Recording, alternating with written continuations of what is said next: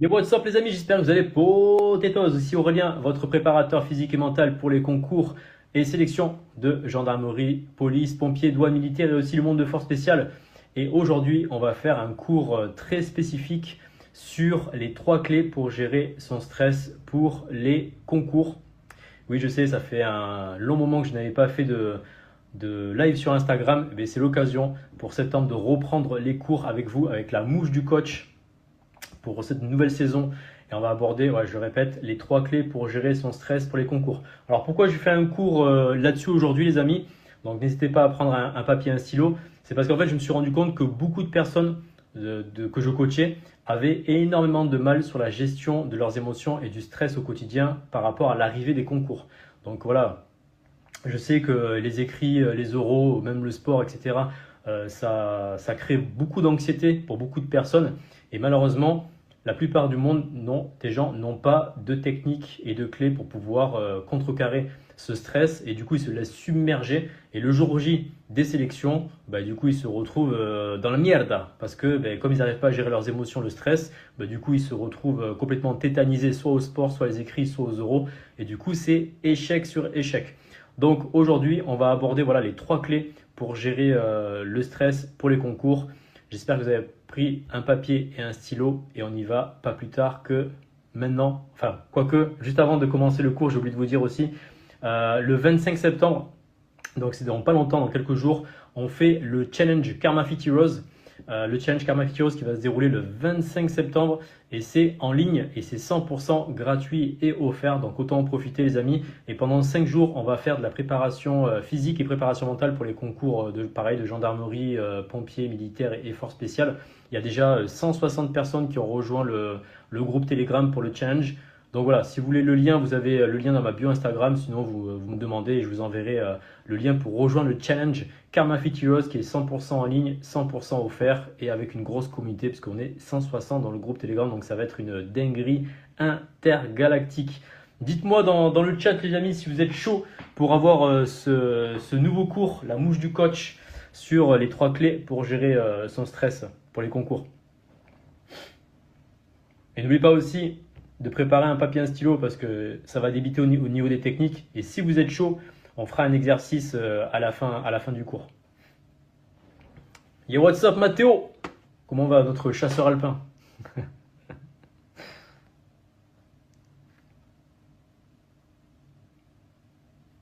Ok, là, je vois que vous êtes chaud. J'ai vu des petites flammes. Je vois des flammes spawn sur l'écran là. Ça va Joe? J'espère que tu vas bien. On t'attend à la salle au temple Camafit sur Bordeaux. Tu reviens quand tu veux frérot. Sur quoi le cours? Aujourd'hui, ça va être sur les 3 clés pour gérer son stress pour les concours. Voilà, comme j'expliquais au début de la visio, c'est le bordel en ce moment. Il y a beaucoup trop de personnes qui n'arrivent pas à gérer leur stress et du coup, ben, voilà, ils se retrouvent en échec le jour du concours à cause d'une mauvaise gestion du stress. Ok, bon, let's go. Donc du coup, pour ce cours-là, on va attaquer. Vas-tu parler de la méthode respiration carrée? Oui, c'est ça le Corentin, exactement. Je vais en parler à la fin du cours. C'est pas la respiration carrée, c'est une autre technique qu'on fera peut-être ensemble si vous êtes chaud à la fin de la visio. Donc la première technique que je vous recommande pour votre préparation pour les concours, c'est la technique Pomodoro. Donc Pomodoro, c'est quoi? En fait, ça veut dire tomate en italien. Alors, j'aime dire, qu'est-ce qu'il raconte le coach? Pourquoi il parle de tomate italienne là?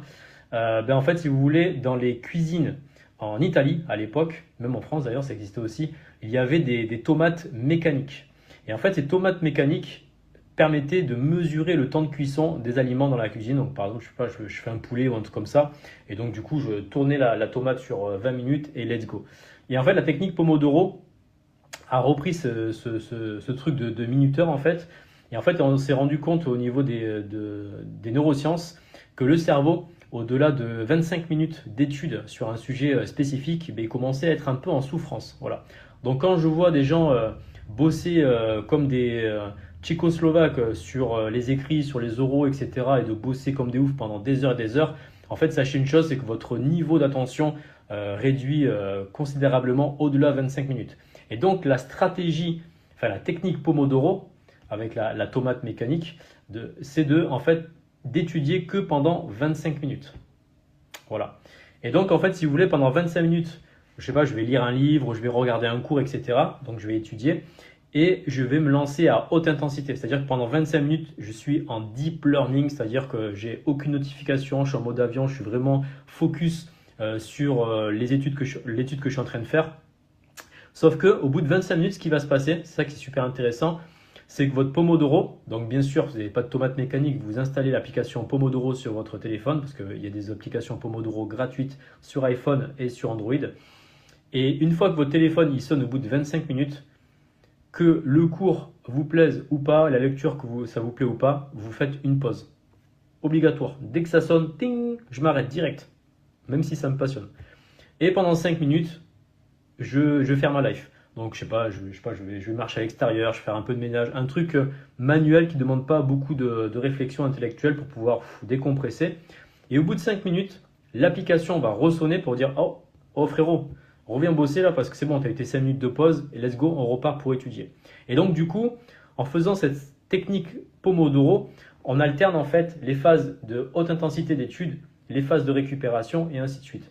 Et la problématique, c'est que la plupart des gens ne connaissent pas ce genre de technique de productivité, d'apprentissage, et donc se retrouvent submergés par le flot de données à absorber pour les cours, pour les écrits, pour la préparation orale, etc. Et donc, grâce à ça, moi, ça m'a permis de lire énormément de livres, de suivre beaucoup de cours, des heures et des heures de cours sans être fatigué physiquement et intellectuellement. Donc ça, c'est une technique qui est extrêmement puissante. Vous avez des applications Focus To Do, je crois de mémoire, enfin, ou Pomodoro que vous retrouvez même sur YouTube. Vous tapez Pomodoro et vous avez des horloges qui bipent automatiquement au bout de 25 minutes pour vous prévenir. Voilà. Est-ce que vous avez des questions, les amis, sur cette première technique qui est la technique Pomodoro? Ouais, je prends l'accent italien et tout, incroyable, rien que pour vous, les amis.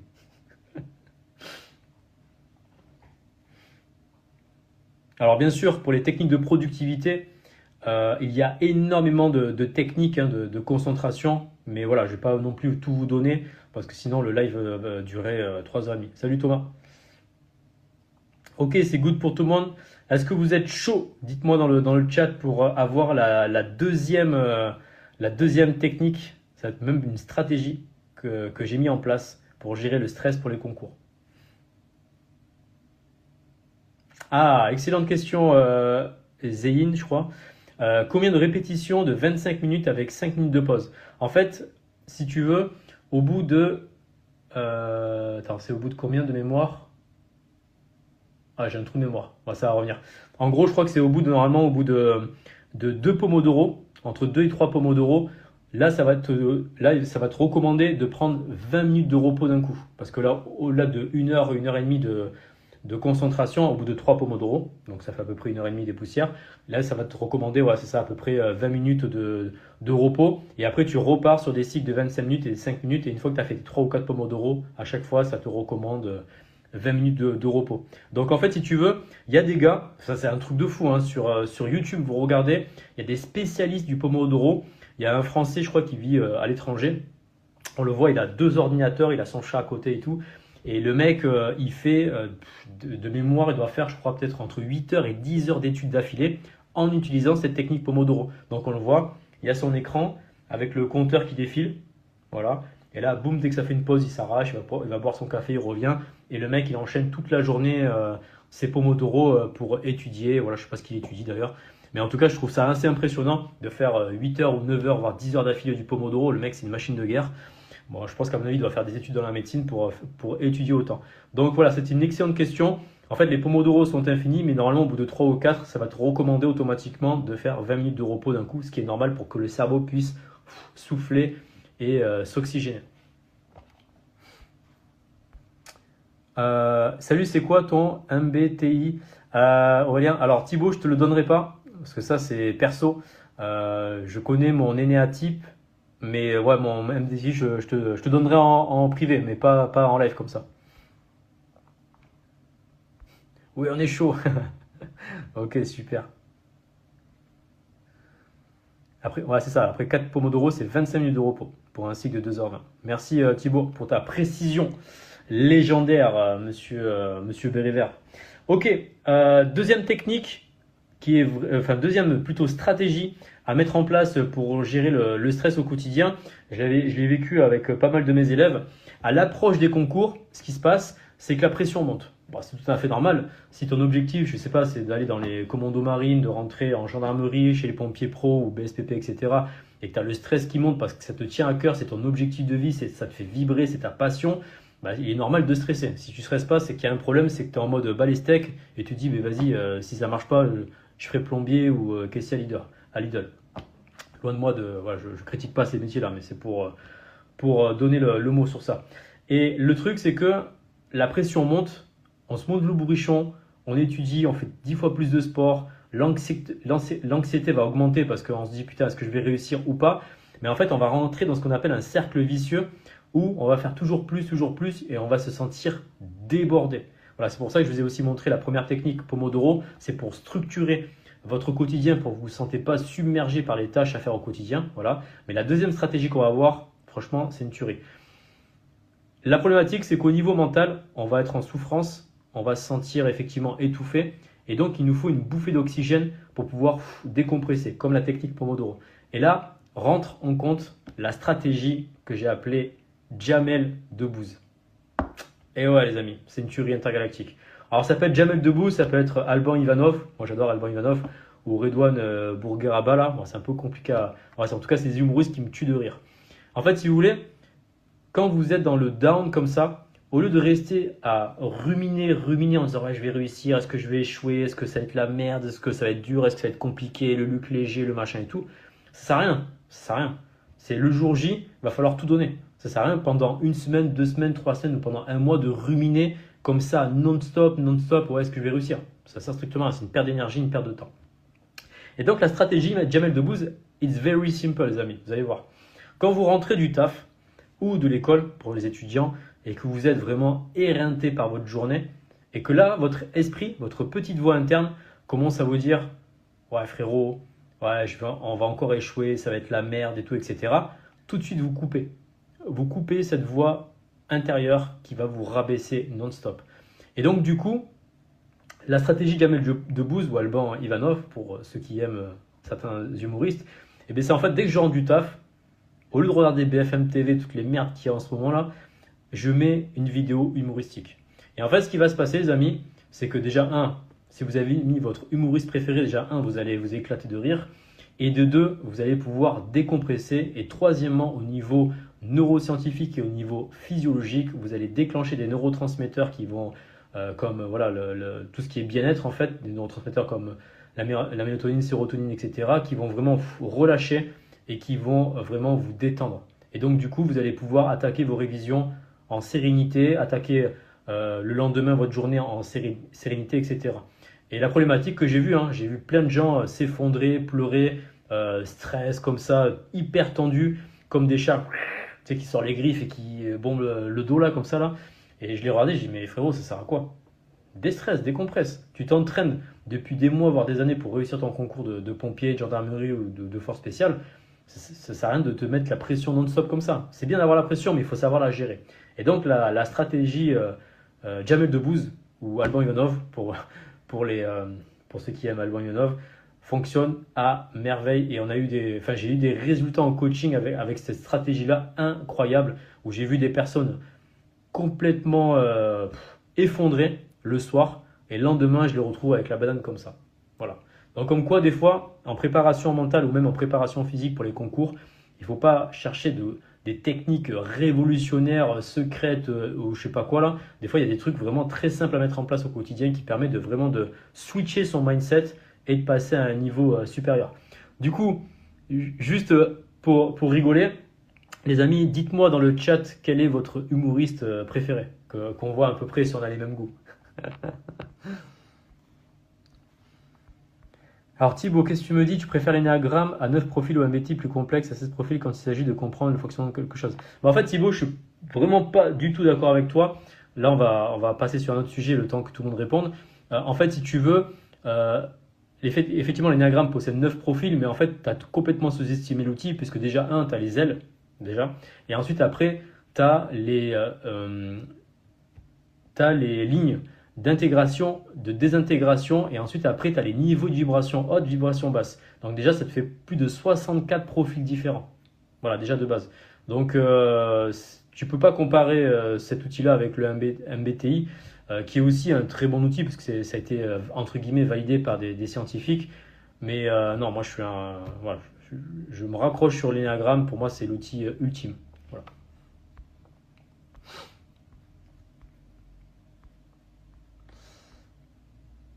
Coucher avec quelqu'un, c'est tout aussi, voire plus efficace en sécrétion d'hormones du plaisir. Bah, je suis pas forcément d'accord avec toi, Thibaut. Déjà, première chose, déjà, les gens peuvent être célibataires. Voilà, déjà, première chose. Et deuxième chose aussi, ben, les rapports consomment beaucoup de calories et d'énergie. Donc, du coup, vaut mieux garder ces calories, son énergie pour le cerveau, le côté intellectuel pour pouvoir continuer à bosser ses écrits, ses oraux, etc. Mais sinon, oui, c'est une autre stratégie, mais bon, c'est pas le même concept là. Ok, ça part sur du Gad Elmaleh, ok, que j'ai déjà vu en plus sur Bordeaux en spectacle. J'étais pas fan à la base, on m'avait invité, du coup j'ai bien kiffé. Au final, ça m'a surpris. Ouais. Ok, il n'y a que Gad que vous aimez en humoriste? Incroyable.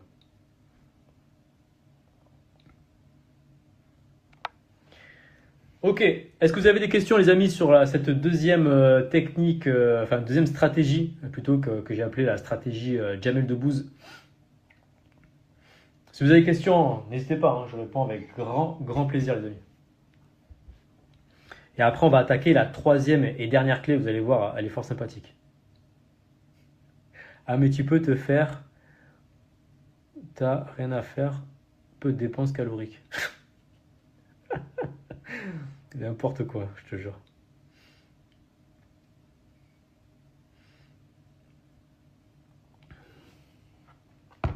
Ok, let's go pour la troisième clé. Donc la troisième clé qui va vous permettre de gérer en fait votre stress pour les concours au quotidien, ça vous allez pouvoir le mettre au quotidien. Ça s'appelle la cohérence cardiaque. Donc la cohérence cardiaque, c'est une technique de respiration qui permet en fait de lisser en fait la sinusoïdale au niveau du rythme cardiaque et in fine aussi de réduire les hormones de stress comme la cortisone et l'adrénaline qui sont vraiment très toxiques pour le corps sur du très très long terme. Sur le coup, c'est des hormones en fait qui vont vous permettre comme la neuroadrénaline aussi, de vous exciter, d'être en combat, voilà, d'être en mode courage, vas-y, let's go, on révise, on bosse, on s'entraîne et tout ça. Mais en fait, sur du très long terme, vous allez avoir un épuisement au niveau hormonal, ok? Donc un crash endocrinien, ça peut arriver. Et donc du coup, ce qui est intéressant avec la cohérence cardiaque, donc avec la respiration spécifique, ben, ça vous permet en fait voilà, de décompresser au quotidien. Et en plus, c'est super, ça ne dure que 5 minutes, c'est ultra rapide à faire. Et pareil, les bienfaits sont énormes au niveau physiologique, ça baisse l'hormone de stress, ça augmente la concentration et on est beaucoup moins susceptible par rapport à toutes les merdes qui peuvent nous arriver au quotidien. Voilà, je sais pas, vous tracez en voiture, vous prenez un PV, vous embrouillez avec votre copine, votre copain ou un prof, etc. Ou alors votre collègue de travail. Et bien en fait, la cohérence cardiaque va permettre d'annuler tout ça. Et l'avantage de la technique de la cohérence cardiaque, en termes de durée de temps, ça dure plus de 5 heures les bienfaits. C'est juste énorme, quoi. Donc la recommandation, normalement, c'est d'en faire 3 fois par jour. Après, si vous en faites qu'une fois dans la journée, ça va aussi, c'est parfait, quoi. Vous n'êtes pas forcément obligé d'en faire 3 fois, à part si vous avez une vie vraiment extrêmement stressante. Dites-moi dans le chat, les amis, si vous êtes chaud pour que je vous montre la technique en vidéo. Parce que voilà, j'ai mon ordinateur, donc autant vous montrer la technique de cohérence cardiaque. Dites-moi si vous êtes chaud dans le chat, les amis. Après, si vous n'êtes pas chaud, c'est pas grave, hein, on passe à autre chose. Hein.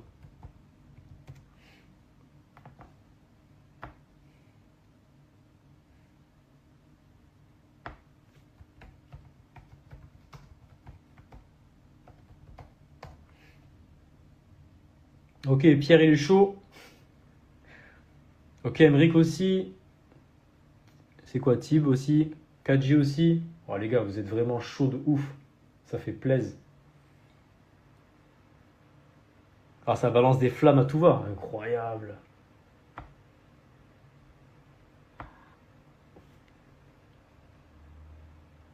Les Jomarengo, ils sont là.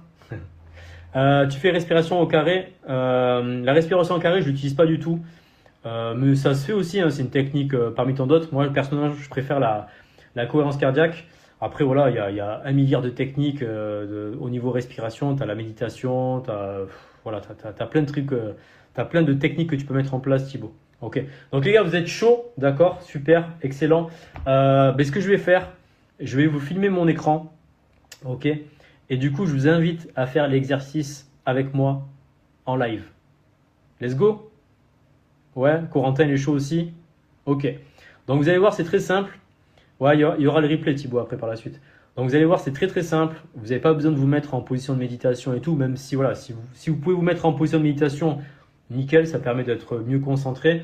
Sinon, ensuite après, au niveau de la respiration, je vous donne un peu les conseils vite fait avant que ça commence. En fait, il y a une boule qui va monter et une boule qui va descendre. Donc quand elle monte, j'inspire par le nez profondément jusqu'à que ça monte.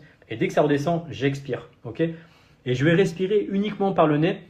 Pourquoi? Parce que en fait, je vais activer le système nerveux parasympathique, qui est le système en fait de relaxation du corps.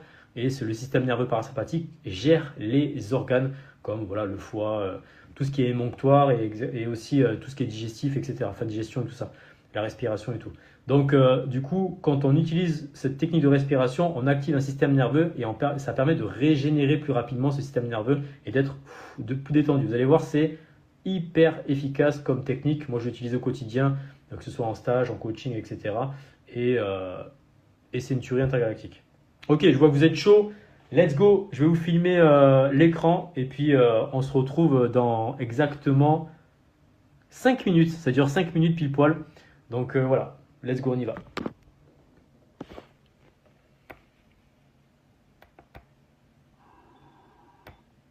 Allez, je vous le mets en grand. Et c'est parti.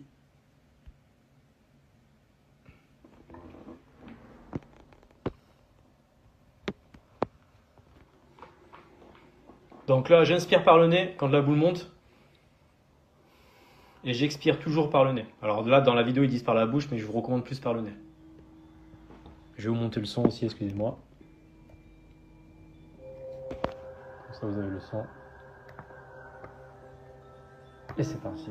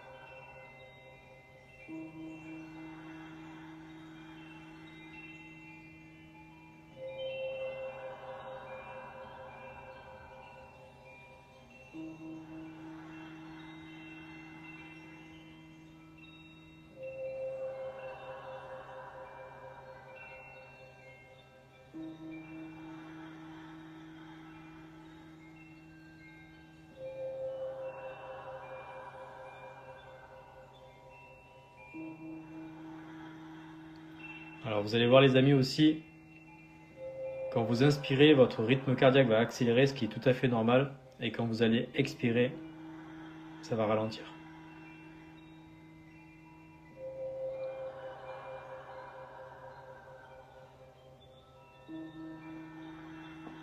Waouh, ça envoie des flammes dans le chat, c'est incroyable. Merci les gars pour le soutien.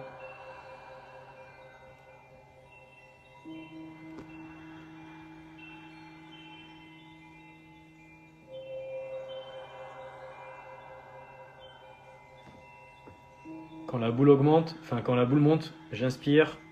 Quand elle descend, j'expire.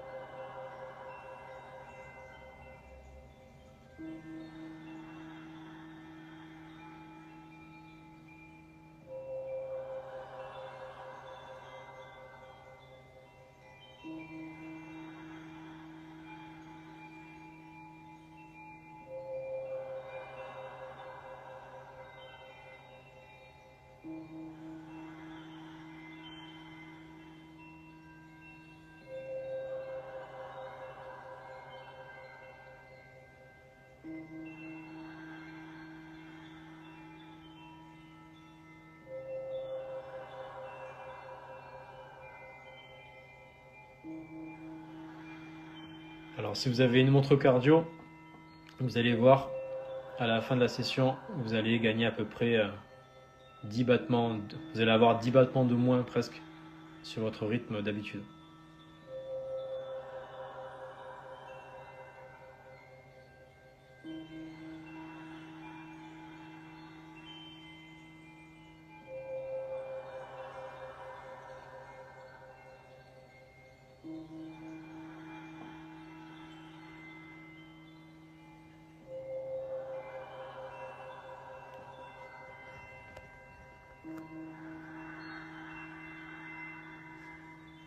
Allez, il reste plus qu'une minute les amis. J'expire sur la descente.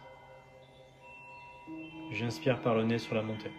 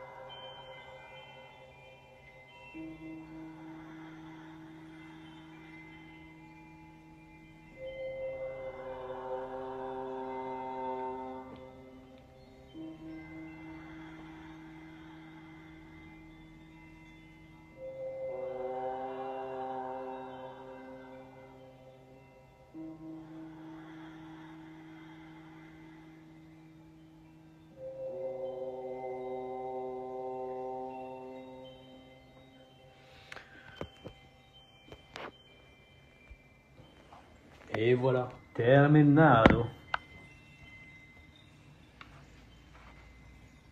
Donc du coup là, ça dure à peu près 5 minutes. Voilà, c'était une petite session de cohérence cardiaque. Dites-moi dans les commentaires dans quel état vous êtes. Est-ce que vous êtes relaxé, détendu, zen, en paix avec vous-même ou pas?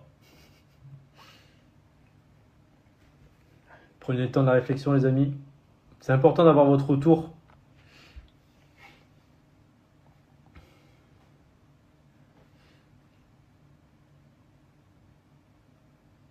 Yo JMX. Détendu me dit Flora.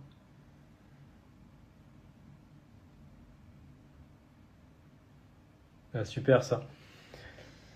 Et là, comme j'expliquais en fait au début de live, c'est que la plupart enfin on va dire 95% des personnes sur Terre n'ont aucune technique de relaxation, de détachement, voilà, de paix avec soi-même, ou même de reconnexion avec soi-même.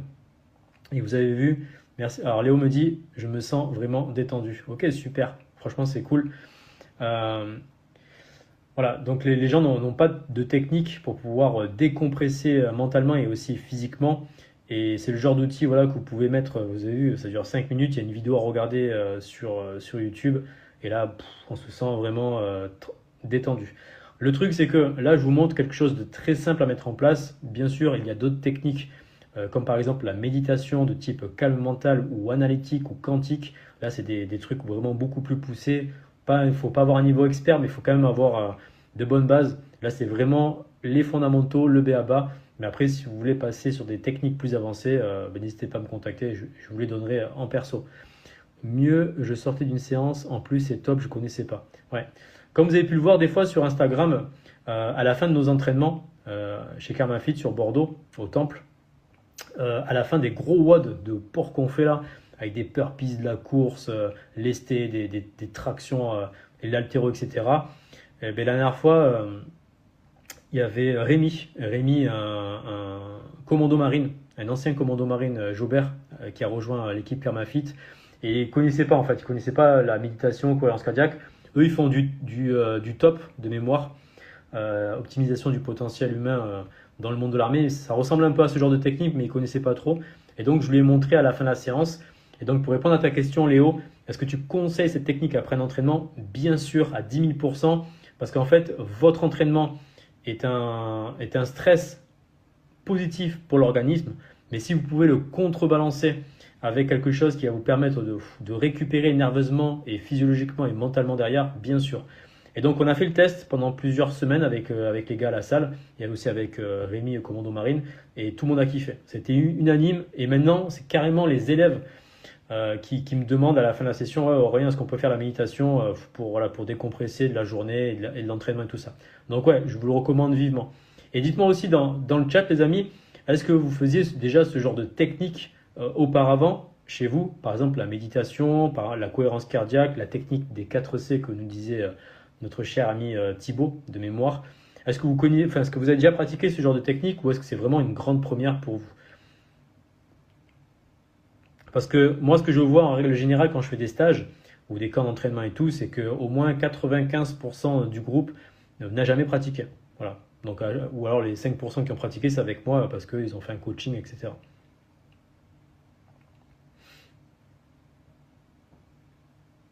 Ah, dites-moi dans le chat si vous avez déjà fait ce genre de technique de respiration. C'est une première, ok Léo? D'accord. Première fois, nous dit Florin, voilà, c'est ça.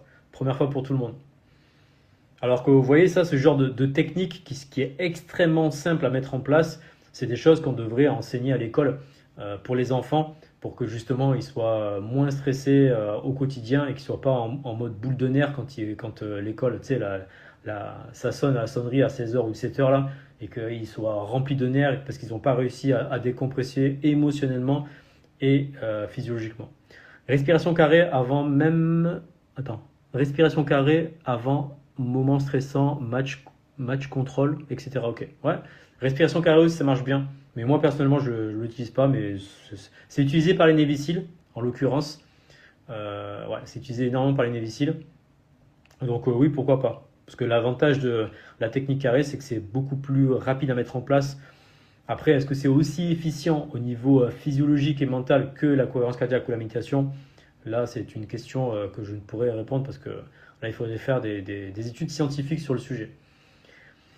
Du coup, les amis, voilà, on a fini cette mouche du coach. Voilà, mouche du coach sur les 3 clés pour gérer son stress pour les concours. Donc, je vous fais un mini résumé. Première technique Pomodoro, 25 minutes de révision, 5 minutes de repos, et ça à l'infini. Deuxième stratégie, Jamel Debbouze. Voilà, je suis stressé, je vais regarder des trucs humoristiques pour casser le cercle vicieux et déclencher des bons neurotransmetteurs et être happy en fin de journée ou en début de journée. Vous pouvez le faire aussi. Moi, ça m'arrivait des fois, avant de partir en coaching, de regarder des vidéos humoristiques pour bien attaquer la journée, et je vous garantis que ça fait vraiment du bien. Et troisième technique qu'on vient de voir juste ensemble, la cohérence cardiaque, qui permet de lisser le rythme cardiaque et d'enclencher pareil un bien-être au niveau neuronal, physiologique, spirituel et enfin bref, sur tout le corps. Voilà, je vais pas faire toutes les caractéristiques. Du coup les amis, si vous avez des questions sur votre préparation physique et mentale pour vos concours, voilà, de gendarmerie, de pompiers, de militaires, de forces spéciales, ben, je suis disponible pour répondre à vos questions. Et si vous êtes chaud pour d'autres cours comme ça, ben dites-le moi dans le chat, balancez des flammes au taquet là, plein de flammes, et ça me motivera pour faire des cours peut-être tous les dimanches, reprendre cette habitude que je faisais tous les dimanches de vous donner des cours comme ça sur la préparation physique et pour les concours, et mentale aussi, qui est ma spécialité. J'adore toute la partie mentale, le côté psychologique. Ok, vous êtes chaud, ça envoie des flammes. Ah, je vais répondre à 2 ou 3 questions, les amis, profitez-en. Parce qu'après, je vais décoller. Donc, si vous avez des questions qui vous donnent mal au crâne au quotidien sur votre préparation, je sais pas, sur les tractions, sur le cardio, sur les barèmes pour les régiments, pour les trucs des forces spéciales, faites-vous plaisir. Je vous réponds instantanément, les amis.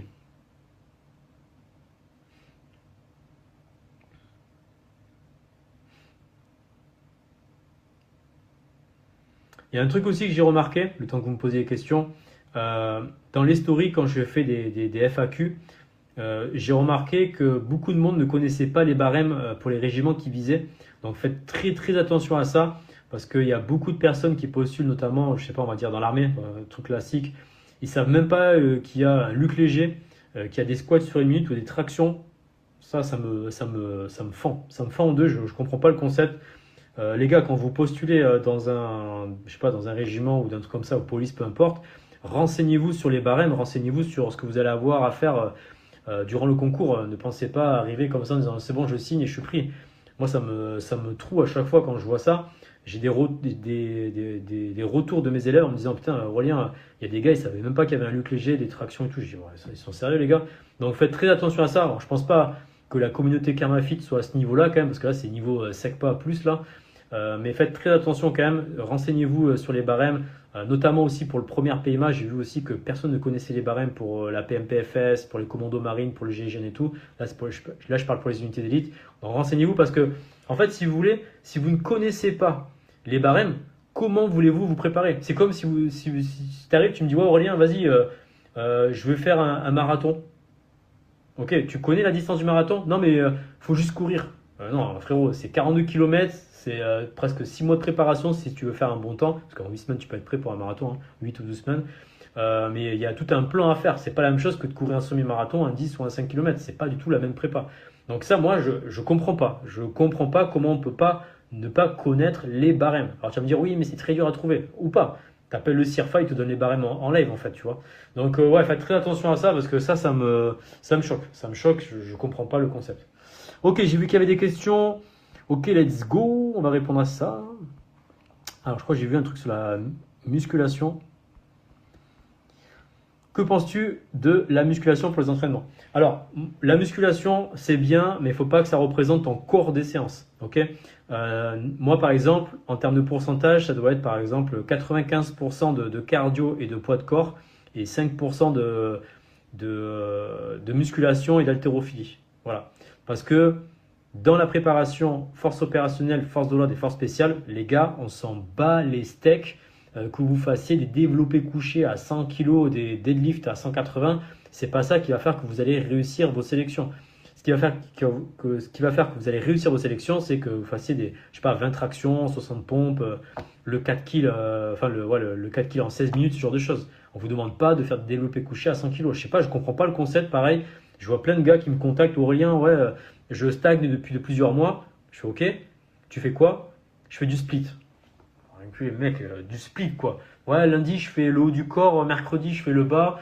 Donc le lundi je fais développé couché, développé militaire et triceps. Et le mercredi je fais du squat avec ischio, fessier, hip thrust. Mais mec, on te demande pas de faire des hip thrusts, des lifts pour les sélections. Donc baser son corps de séance sur ça, c'est une monumentale erreur. Je l'ai vu en coaching avec certains gars que je coachais qui n'écoutaient pas la programmation. Je dis oh, suis la prog parce que sinon tu vas pas progresser. Ouais, t'inquiète, je fais la muscu en même temps et tout. Et en fait, du coup, la progression était quasi nulle. Et dès qu'ils ont arrêté la muscu pour se consacrer sur la programmation que je leur donnais, c'est marrant.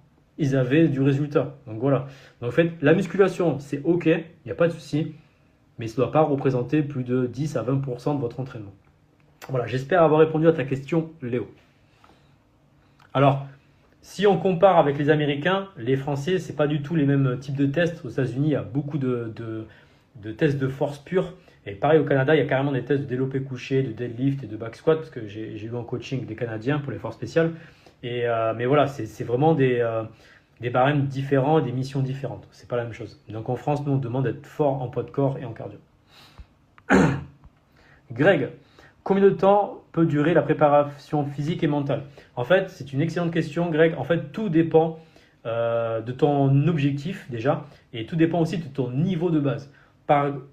Imaginons que tu es débutant, ok, niveau merguez, d'accord, je sais pas, 2 tractions, palier 4 lucs légers, 10 pompes, tu es en PLS, tu fais une galette et tu appelles le SMUR. Là, imaginons que tu me dises, ouais, je vais aller au premier PMA, 13e année P, peu importe, 1 an de prépa. Minimum, tu n'as pas le choix, ok. Le mec qui me dit c'est trop long, je lui mets une gifle. Parce que franchement, les gars, vous vous rendez pas compte, 1 an de préparation pour atteindre un niveau d'élite comme ça, c'est un niveau limite olympique en termes de niveau physique. Donc c'est au moins 1 an pour les forces spéciales pour les niveaux débutants. Un niveau intermédiaire, pour un mec par exemple qui fait déjà pas les 10 au luc léger, 15 tractions et on va dire entre 50 et 60 pompes, il faut compter 6 mois de préparation. Parce que les barèmes sont. Là, la progression n'est pas pareille puisque le gars a déjà des fondamentaux, une base, donc on peut aller beaucoup plus vite. Donc on divise le temps par 2. Et après, j'ai des cas extrêmement rares où en 2 mois les mecs sont prêts, mais c'est pareil, le gars il arrive, il est déjà à 25 tractions, 80 pompes, les 12 luttes légers. En fait, c'est juste une finition sur la partie physique et la partie mentale. Là, c'est 2 mois, voire 3 mois de préparation. Donc tu vois, Greg, et je parle pour tout le monde aussi, la préparation, notamment, là je parle pour les forces spéciales, dépend du niveau de base de la personne et aussi dépend d'un deuxième facteur qui est très très important, c'est la discipline. Parce que c'est bien beau d'avoir des programmations, des coachs, etc. Mais si vous faites ce qu'on appelle des entraînements yo-yo, c'est-à-dire ouais vas-y, je suis déter, j'ai vu une vidéo, je sais pas, de force spéciale sur YouTube là, let's go, je vais me donner je vais me donner la mort pendant une semaine et après tu es en Y parce que tu es trop courbaturé, parce que tu as trop envoyé en fait. Et du coup, tu fais yo-yo. Une semaine d'action, une semaine de repos, ça marche pas. Il faut vraiment être constant dans l'entraînement et c'est la constance qui paye. Mais je parle pas de faire le gros bitos à envoyer des entraînements de titan tous les jours. Ça, c'est ce que je vois tous les jours. C'est un cauchemar. Oui, Aurélien, tes entraînements sur Instagram, ils sont trop courts. Ça dure 10 minutes, 20 minutes. C'est pas des entraînements fort spécial. Ferme ta putain de gueule, mec. Tu connais rien. T'es coach, t'es préparateur. Non, bah alors, qu'est-ce que tu parles en fait? T'as déjà coaché des gens, t'as déjà. Enfin, tu vois, il y en a, je te jure, ils me sortent par les yeux. Je te jure, c'est un truc de fou. Pourquoi faire des entraînements pas forcément longs tout le temps? Parce que la problématique, quand tu fais un entraînement qui est trop long, bah, du coup, qu'est-ce qui se passe au bout d'un moment? Bah, tu augmentes tes risques de blessure. Parce que ton corps, au bout d'un moment, il va commencer à subir, il va commencer à s'user, il va commencer à douiller, tu vois. Alors qu'un entraînement court et intense, tu vas choquer ton organisme, tu vas avoir le même résultat qu'un entraînement d'1 heure. Et du coup, derrière, bah, ça te dégage du temps pour aller étudier, préparer tes entretiens, ton oral, tes écrits, etc. Donc les mecs qui te disent oui, il faut faire des entraînements qui durent 1 heure et demie, vas-y, à la Invictus, là, les gars, c'est blessure assurée, je vous le dis. J'ai eu plein de gars comme ça qui m'ont contacté, qui fait des entraînements à la Invictus, voilà, qui duraient 1 heure et demie, 2 heures, mais, déchirure des quadriceps, niquage de dos des nickages de dos, voilà, les vertèbres qui sautent, etc. Parce que voilà, les mecs haltéro à fond, etc. Donc voilà, soyez logique, pragmatique, soyez régulier, constant dans l'entraînement. Voilà, il faut bien planifier son entraînement, il ne faut pas faire le bitos à envoyer la sauce non-stop, ça sert strictement à rien. Moi, quand je vois des mecs me dire ouais, Aurélien, vas-y, je fais 100 tractions, 200, 300 pompes par jour et tout, par jour, hein. Vas-y, fais. Vas-y, fais. Ah oui, tu vas progresser, hein. 2 semaines. Troisième semaine, tendinite. Voilà. Et après, ben, t'es noiro parce que pendant 1 ou 2 mois, ben, tu peux plus rien faire parce que tu es bloqué, parce que tes articulations elles sont enflammées, tout ça. Ou alors, tu commences à développer de l'arthrose parce que tu as fait la merde, parce que tu as des déséquilibres musculaires au niveau des épaules que tu n'as pas vu, parce que tu n'as pas de coach, tu es tout seul à t'entraîner. Et du coup, ben, tu déclenches plein de pathologies de merde, comme aussi le syndrome de l'essuie-glace, comme c'est pas Carglass, hein, c'est le syndrome de l'essuie-glace. Par rapport au genou, c'est le truc du coureur, ou les fameuses et grandes putains de périostites que tout le monde chope parce que les gens font n'importe quoi sur la course, courent avec des chaussures de merde, etc. Enfin bref, voilà, j'espère avoir répondu à ta question, Greg. Moi j'ai un peu divagué, mais voilà, ça permettait de développer un peu plus sur le sujet. Pierre, la meilleure technique que j'ai trouvée pour progresser aux tractions est d'en faire tous les jours, mais j'ai peur du coup de me blesser. Est-ce qu'il y a d'autres moyens de progresser? Alors pour les tractions, en fait, si tu veux, tu as plusieurs stratégies, Pierre. Tu peux en faire tous les jours, mais pas non plus faire 300 tractions par jour, hein. Même 100 tractions par jour, ça commence à piquer. Soit tu en fais entre 30 et 50 par jour, soit tu en fais une centaine tous les 2 ou 3 jours. Voilà. Donc il y a plein de stratégies à mettre en place. Ça dépend de comment réagit ton système nerveux par rapport au volume que tu lui imposes. Il y a des élèves que je coach qui réagissent très bien au volume, c'est-à-dire ils ont besoin de volume pour progresser. Ce qui est mon cas, moi par exemple, j'ai besoin de faire beaucoup de répétitions pour progresser. Et d'autres personnes, quand elles font trop de volume, ça leur défonce le système nerveux et en fait elles régressent. Donc ça dépend de ton système nerveux. Comme je te coache pas, je ne peux pas savoir exactement. Donc tu as deux types, tu peux effectivement en faire tous les jours, mais là il ne faut pas en faire beaucoup, parce que sinon au bout d'un moment tu vas défoncer ton système nerveux et même tes articulations. Et deuxième, tu en fais moins, mais tu en fais beaucoup plus. Voilà, c'est deux stratégies à essayer.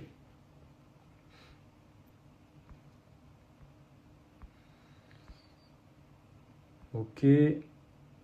Alors, Flora, ça suffit de courir 2 fois par semaine parce que je n'ai pas le temps de courir plus. Alors, Flora, tout dépend de ton objectif. Si par exemple tu veux juste rentrer en gendarmerie ou dans l'armée régulière ou dans la police ou même chez les pompiers, 2 fois par semaine, si c'est bien fait, ça suffit amplement. Genre par exemple, le mardi, tu fais du fractionné, le jeudi, une sortie longue. En revanche, si par exemple, vous visez le monde des forces spéciales, unité d'élite, et que vous avez du retard sur votre cardio, je ne sais pas, imaginons que vous êtes palier 8 au luc léger et que vous passez vos sélections dans 6 mois par exemple, là vous êtes obligé de faire 3 séances par semaine pour rattraper le retard et monter en coffre, comme on dit dans la partie cardio, et augmenter sa VMA rapidement. Attention sur la course, toujours pareil, quand je vois des mecs énervés du slip faire 10 km tous les jours ou 5 km tous les jours, ça marche pas. Ok. J'ai déjà eu des gars en coaching qui faisaient presque 10 km par jour parce qu'ils allaient à l'école en courant. Voilà, c'était à peu près 10 km chez eux, donc ils y allaient en courant et tout, énervés. Je dis, frérot, calme-toi parce que ça te fait presque 5, enfin, wow, ça fait 50 km par semaine de course. En plus, tu n'as même pas de temps de repos entre les deux 10 km. Là, tu enchaînes tous les jours à faire 5-10 km par jour. Au bout d'un moment, tu vas te taper une PLS. Ouais, mais j'ai jamais eu. Ouais, mais quand ça va arriver, tu vas bugger. Ben, pas manquer. 2 mois plus tard, le gars me contacte, oh, Aurélien, ben, ce que tu as prédit est arrivé. Ben, du coup, j'ai déclenché des pathologies au niveau des articulations parce que ben, mon volume était trop élevé. Donc, il y a des gens, effectivement, qui sont capables de courir énormément sans aucun problème, type les Ironman. J'ai eu la chance de travailler avec Carole, qui est athlète Ironman, qui a gagné le championnat de Turquie, etc., qui a un très gros niveau. Elle se tapait des limites des semi-marathons tous les jours et aucun souci. Mais là, on ne parle pas de la même chose. C'est parce que là, on parle d'une athlète qui est sur-spécialisée dans son domaine, qui fait ça depuis plus de 10 ans et qui connaît toutes les techniques et protocoles de récupération. Électrostimulation, le froid, étirement, mobilité, etc., etc. Jacuzzi, sauna, hammam, enfin bref, vous avez compris le truc là. Et donc, du coup, si vous n'êtes pas un athlète de haut niveau, vous ne pouvez pas vous permettre de faire des volumes comme ça parce que vous n'avez pas une équipe de kinés, d'ostéopathes, voilà, de masseurs qui vont vous permettre de récupérer avec le système lymphatique, etc. Donc faites très attention au volume que vous faites. Vous pouvez en faire, mais soyez carré dans la programmation. Okay, parce que si ce n'est pas carré la programmation, ça va être le bordel, ça va être trop volumineux. Donc la problématique, je la connais, hein, parce qu'on prend des sessions stratégiques avec moi à cause de ça à chaque fois, c'est oh Aurélien, je te contacte, ok, vas-y, explique-moi ton problème. Mais en fait, si tu veux, ça fait des mois que je m'entraîne, je vois que je progresse pas, ok, mais ça c'est normal, ça peut arriver, phase de plateau, on appelle ça. Mais du coup, j'ai augmenté mon volume, mais je comprends pas, je régresse. Bah oui, tu régresses, c'est normal. Parce que déjà, si ton programme de base, tu stagnes, c'est pas en rajoutant de la merde en plus que tu vas progresser. Quand tu fais de la merde, si tu mets plus de merde, ça fait quoi? Ben, plus de merde en fait. Voilà. Donc faites attention à ça sur le volume, ça peut être très dangereux pour beaucoup de personnes. Et bon, quand j'ai en session stratégique des gars qui ont des syndromes d'essuie-glace, des périostite et tout, je vous garantis, j'aimerais pas être à leur place parce que c'est vraiment pas rigolo, ça fait hyper mal, ça bloque les jambes pendant presque 6 mois. Pendant 6 mois, vous pouvez plus courir, c'est énorme. C'est-à-dire que pendant 6 mois, ta prépa, elle est morte, elle est niquée. Donc tu es comme un poireau à faire juste des pompes, des tractions et des abdos. Ouais, super, mais si tu dois faire un luc léger, un 8 kg tapé ou un 4 kg, etc. pour la marine, bah, tu fais comment? Pendant 6 mois, tu es un poireau, tu ne sers à rien. Alors tu vas faire, bien sûr, tu vas me dire oui, je peux faire de la natation, du vélo, du rameur. Mais ce qu'il faut savoir, c'est que le cardio sur machine, en termes j'allais dire, de transfert de performance, c'est insignifiant en fait. Tu as beau être un tueur en rameur, ça ne veut pas forcément dire que tu seras un tueur en course. J'ai déjà vu en coaching, j'ai coaché un gars qui était dans l'équipe de France de rameur, bah, je le faisais courir, c'était une merguez. Par contre, en rameur, c'était un tueur. Donc vous voyez comme quoi, on ne peut pas vraiment transposer tous les types de cardio que sur la course. Sur la course, voilà. Donc faites attention à ça. Voilà, donc j'espère avoir répondu à ta question, Flora.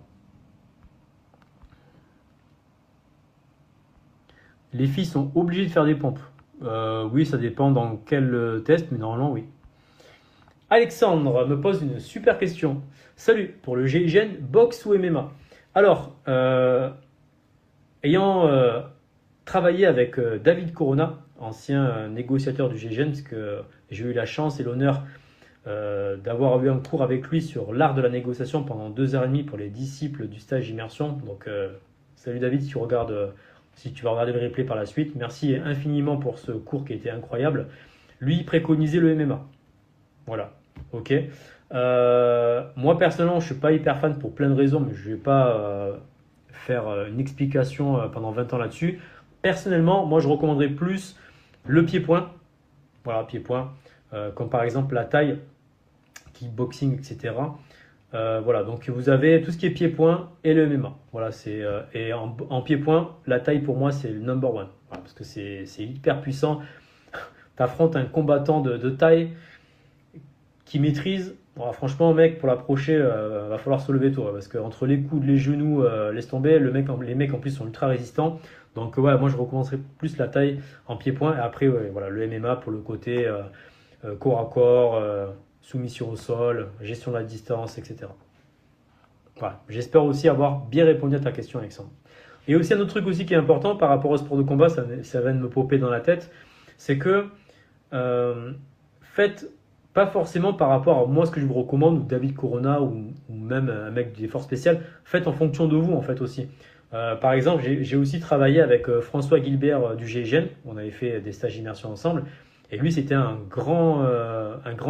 champion, je sais pas si c'était champion, mais en tout cas c'était un grand haut niveau du judo.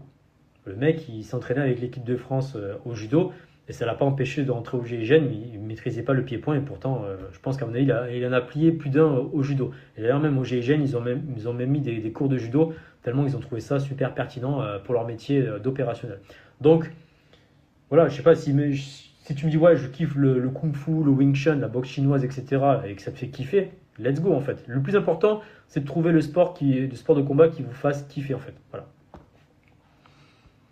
Antoine, moi ce qui m'embête, c'est les langues pour les forces spéciales.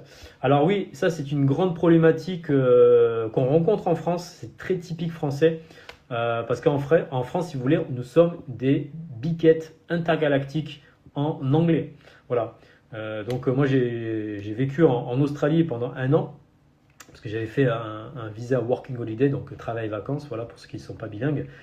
Et quelle fut pas ma stupéfaction quand j'ai vu des Français parler. Alors je vous dis, moi à la base quand je suis arrivé là-bas j'étais une merde, hein. Je parlais, je comprenais rien à ce que je disais que de la merde et tout. Et en fait si vous voulez, au bout de 9 mois j'étais bilingue, donc après c'est bon, je pouvais lire, écrire, parler, écouter, etc. Et quand j'entendais les Français parler, les gars, je vous dis, c'était un cauchemar, je saignais des oreilles, c'était un cauchemar. Et donc du coup je me suis rendu compte il y avait que les Français, après si les Italiens aussi c'était pas très très bon en anglais, où on galérait. Par contre les Allemands ils sont hyper forts en anglais, vraiment eux ils sont fluents de ouf, ils sont vraiment ultra bilingues en anglais, ils gèrent de ouf.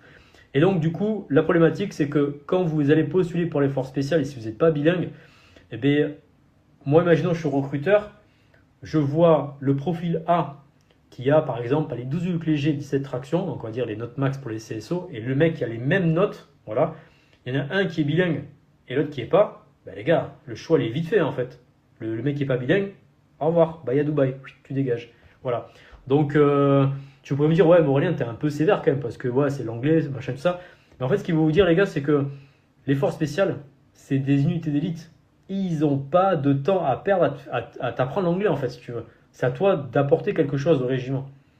Est-ce que tu veux être un apport ou est-ce que tu veux être un ajout? C'est pas la même chose, les amis.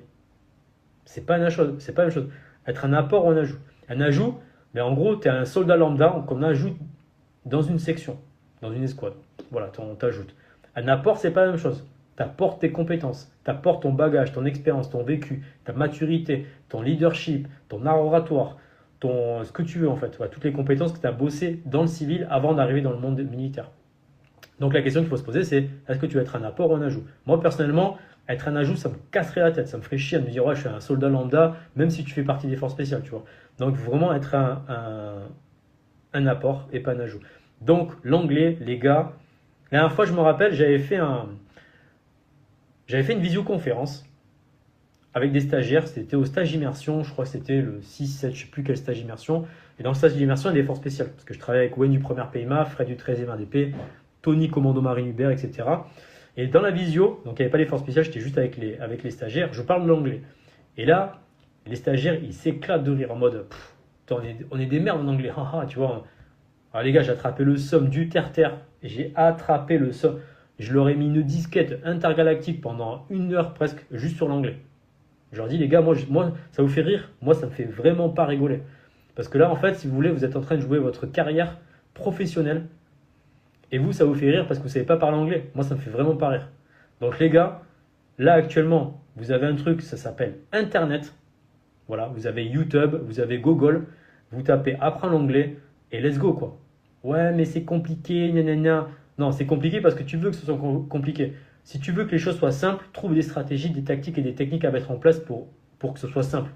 Moi, voilà, je le dis, ouvrir un livre, avoir un coach en anglais, moi, ça me fait vraiment pas kiffer. C'est vraiment pas, voilà, lire, je sais pas, c'est quoi, c'est pas le Becherel, c'est quoi? Enfin bref, je sais qu'il y a des livres spécifiques pour apprendre l'anglais, avec des termes techniques là. Ouais, j'ai lu une fois, j'ai mal au crâne, j'avais envie de vomir. Mais qu'est-ce que j'ai fait, les gars? C'est simple. Moi, je me suis pas pris la tête. J'ai fait simple, très simple. J'ai pris un billet pour l'Australie. Voilà, ça m'a coûté, je sais plus combien à l'époque, 1500 ou 2000 balles pour l'aller-retour là. Et je suis resté un an là-bas. Et je suis revenu, j'étais bilingue, les gars. Comment ça, c'était réglé? Et j'ai pas ouvert un livre. Enfin, j'ai ouvert un livre là-bas. Alors, c'est rigolo parce que le seul livre que j'ai lu, enfin, que j'ai ouvert pour apprendre l'anglais quand j'étais en Australie, c'était Lord of the Rings. Donc, le Seigneur des Anneaux. Et donc, quand tu tombes sur sauvageon, machin, nanana, avec des termes très techniques, j'ai lu 3 pages, je comprenais rien, j'ai abandonné. Et du coup, rien ne vaut la pratique. Après, voilà. Ceux qui sont en coaching avec moi, je leur donne plein de stratégies pour apprendre l'anglais facilement et rapidement, que j'ai développé de mon côté. Mais en tout cas, ouais, l'anglais, les gars, rigolez pas avec ça parce que ça peut vous coûter des points pour votre candidature. Voilà, pour répondre à ta question, Antoine. Un PPL avec 2 sorties fractionnées dans la semaine sur le long terme, en prépa, hop, c'est envisageable. Pas du tout. Push-pull leg, c'est nul à chier. Alors oui, effectivement, tu vas être beau gosse, tu vas être un dieu Apollon sur Terre, tu vas être un Hercule. Mais honnêtement, en termes de performance, contrairement à un mec qui fera que du poids de corps et du cardio, tu vas être aux fraises. Voilà. Donc le PPL, bien sûr, tu peux en faire, mais si tu bases toute ta prépa sur ça, franchement, bon courage. Surtout si tu vises l'effort spécial. Parce que j'ai déjà vu le résultat avec des mecs qui font de la muscu pure et des PPL. Et à chaque fois, ils me contactent parce qu'ils sont trop en retard sur les performances qu'on leur demande, notamment pour l'effort spécial.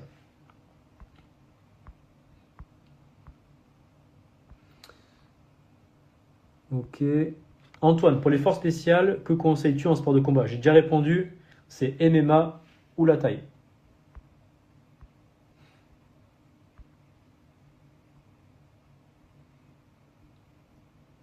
Ok, ok.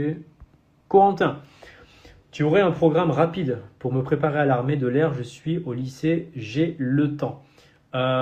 Oui, bien sûr, j'ai un programme qui s'appelle Karma Fit Heroes. C'est un programme de préparation physique et mentale pour les sélections de gendarmerie, de pompiers, militaires et forces spéciales. Et dedans, il y a énormément de choses. Il y a des cours de développement personnel et de force mentale. Tu as 30 heures de cours. 30 heures de cours, c'est énorme. En vidéo, qui sont déjà disponibles pour augmenter ton leadership, ton art oratoire, ça c'est pour réussir les entretiens, pour la gestion du stress et des émotions, sur l'alimentation, sur la productivité, sur la gestion du succès, la gestion des échecs, la gestion des démons intérieurs. Ouais, ça c'est hyper important. Enfin bref, il y a 30 heures de cours et après tu as une préparation physique spécifique par rapport à tes performances. Donc imaginons, tu as un niveau débutant, tu auras un programme pour travailler tes fondamentaux, tu as un niveau intermédiaire, ainsi de suite, un niveau expert, etc. Donc tu as vraiment un programme par rapport à ça. Et d'ailleurs, pour toutes les personnes qui ont vraiment besoin d'aide pour leur préparation physique et mentale pour les concours, vous avez le lien dans ma bio Instagram. Vous pouvez réserver une session stratégique. Je crois qu'il ne reste plus que 4 sessions cette semaine parce qu'après c'est complet. Il y a déjà, je crois, lundi, mardi, mercredi, je suis complet. Déjà en appel. Donc vous pouvez réserver un appel ou sinon vous m'envoyez un message sur Instagram et je vous enverrai le lien pour les personnes qui souhaitent travailler avec moi. Mais en tout cas, voilà, moi dans mon coaching, voilà, je suis assez sec, comme vous pouvez le voir, mais moi derrière, ce que je veux, c'est du résultat. Si je suis relou avec les élèves, c'est parce que derrière, je veux que les gens réussissent. Je ne veux pas qu'ils soient dans l'échec. Parce que c'est vraiment hyper triste de voir un mec ou une meuf s'entraîner. Je sais pas, mettez-vous à la place du gars, ou même vous, pour vous. Imagine-toi, tu t'entraînes pendant 6 mois, 1 an, 2 ans, peu importe le temps que tu mets. Tu mets ton corps, ton âme, tu te lèves à 5 heures du mat, tu transpires, tu fais ton putain de fractionné, tu as envie de lâcher la galette, tu regardes tous les jours des reportages sur la gendarmerie, sur le monde militaire, etc. Toi, tu es en mode je suis énervé, tu vois. Et là, tu arrives, échec. Échec comme une putain de merguez parce que tu as oublié un détail. L'anglais. Tu as oublié de travailler ton art oratoire. as oublié d'augmenter tes performances de VMA pour le look léger, etc. Tu sais, les petits trucs à la con, tu vois, que t'as pas bossé. Et là, échec. Et là, tu te dis, ah ouais, bah en fait, là, ça fait 1 an que je m'entraîne pour avoir pas d'accord. Rentre chez toi. Ok. Et là, je fais quoi par la suite? Je pleure, je rebondis, je m'énerve, qu'est-ce que je fais là? Voilà. Et ça, malheureusement, les amis, ça arrive tous les jours et tout le temps. Là, je vais vous donner des stats pour l'effort spécial, en l'occurrence, le taux de réussite, hein. Parce que les gens, quand je leur dis ça, ils me disent, non, mais tu te fous de ma gueule, mais vous pourrez demander à des efforts spécial, hein. Enfin, si vous en connaissez, bien sûr. Le taux de réussite, c'est 10%. 10% pour le GIGN, Commando Marine, première PMA, CPA 10, CPA 30, etc. 10%. C'est-à-dire sur 100 pelots, tu as 10 pelots qui sont sélectionnés et qui finissent, qui ont le béret amarante, vert, peu importe sur la tête. Donc, quand on me dit ouais, force spéciale, nanana, c'est easy, je m'entraîne tout seul, je vais réussir et tout, bah, libre à toi. Vas-y frérot, fais ton entraînement, prépare ton truc, vas-y. Et après, quand tu arriveras dans la stade des 90% de losers, tu reviendras me voir. Voilà, quand ça sera urgent pour toi de vraiment t'entraîner et d'avoir des choses concrètes et qui soient efficaces et efficientes dans ta vie. Donc oui, Corentin, je fais de la préparation et mon job, c'est de vous emmener d'un point A à un point B et de vous mettre sur l'autoroute du succès et que vous ne soyez pas sur une nationale ou une départementale où vous êtes en train de conduire et vous tapez les nids de poules, les animaux qui passent sur la route, des virages, etc. Donc en gros, vous avez compris, hein, tous les obstacles qu'on rencontre dans sa préparation. L'autoroute du succès, je roule à 120, 130 sur l'autoroute, je suis tranquille, j'écoute Britney Spears, Baby One Mountain dans la voiture, je sirote mon coca, mon coca zéro pour éviter de choper le diabète, hein, voilà, ou de devenir trop gros. Et c'est facile. Voilà. Ça, c'est l'avantage du coaching. Quand on a un coach, et bien, du coup, on gagne du temps. On évite toutes les conneries, toutes les erreurs qu'on peut faire sans le faire exprès, parce qu'on n'a pas vraiment le savoir, les bonnes stratégies.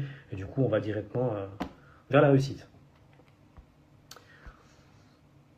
Que penses-tu de David Goggins? Alors, une excellente question de Lucas. David Goggins, c'est un de mes mentors pour moi parce que il a un mindset de ouf.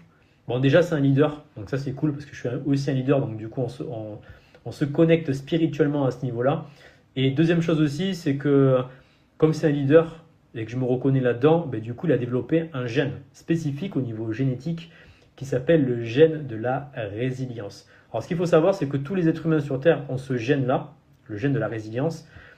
Et du coup, en fait, moi, de voir un mec qui ait développé ce mindset de résilience à un niveau extrême comme ça, c'est-à-dire que le gars, il est capable de faire des Ironman. Donc, les Ironman, c'est des triathlons XXL, mais il est capable aussi de faire des Ultraman. Enfin, les gars, je ne sais pas si vous percutez un Ultraman, mais c'est n'importe quoi. C'est le double d'un Ironman. Tu vois? Déjà, un Ironman, c'est 42 km de course, 4 km de natation, 180 km de vélo. Le mec a dit, ouais, c'est easy.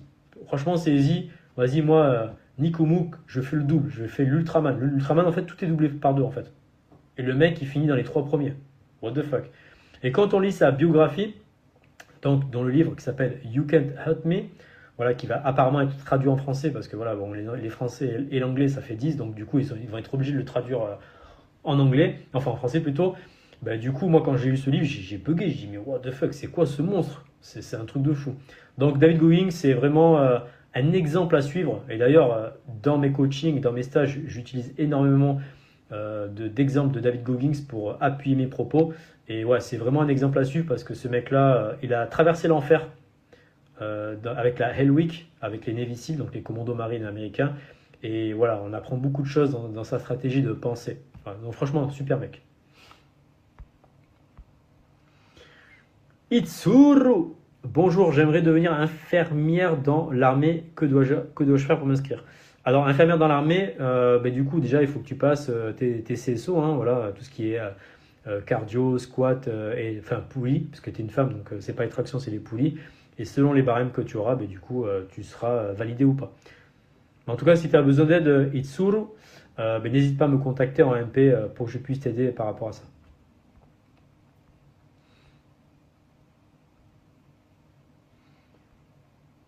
Ok, ok, ok. Ouais, Il y a du monde qui se connecte là, incroyable. Antoine qui me dit nickel, ça m'a éclairci, merci. Mais merci à toi d'être là. Ça fait plaisir de pouvoir répondre à vos questions. FutureOps, problème de vue, c'est direct inapte aux forces spéciales. Pas du tout.